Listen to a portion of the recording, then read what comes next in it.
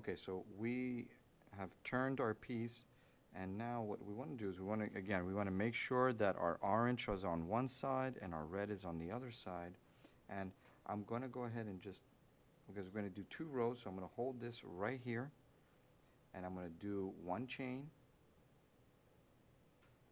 and going to look for that first stitch and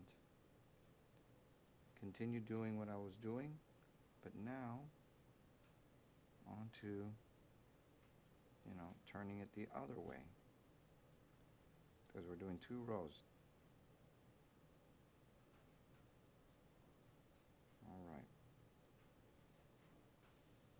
So you can see that what we are doing is, again, we're continuing to single crochet and keep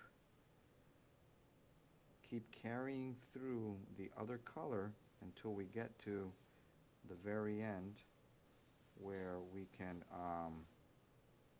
go ahead and change colors again. So you can see it, it's right in there. It's in there. So we're carrying that red one way and then carrying the red the other way. And it's like a spine or a nerve ending. It's inside of here until we change the color again towards the end here. And that's kind of how you hide this. All right? This is how we're going to hide this. And when you get to that end, same thing will happen all over again, where you're going to change that color. And then the orange will then ride hidden with the red crochet, with the red single stitch crochet right in here.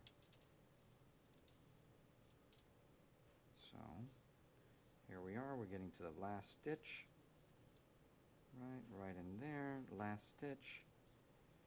Now, the last stitch is right here. So what I'm going to do is I'm going to turn my piece,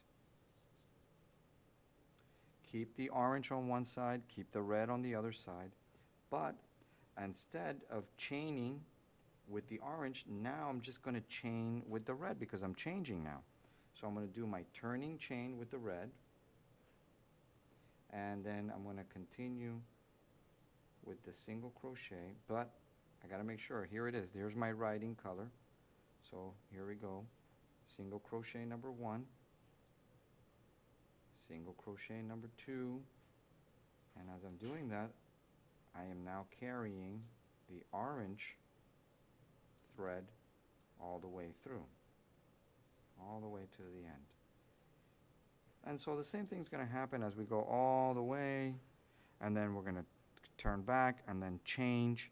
So what starts to happen is that every time you change your thread, the best place for you to change the thread is on that single chain, which is the turning chain.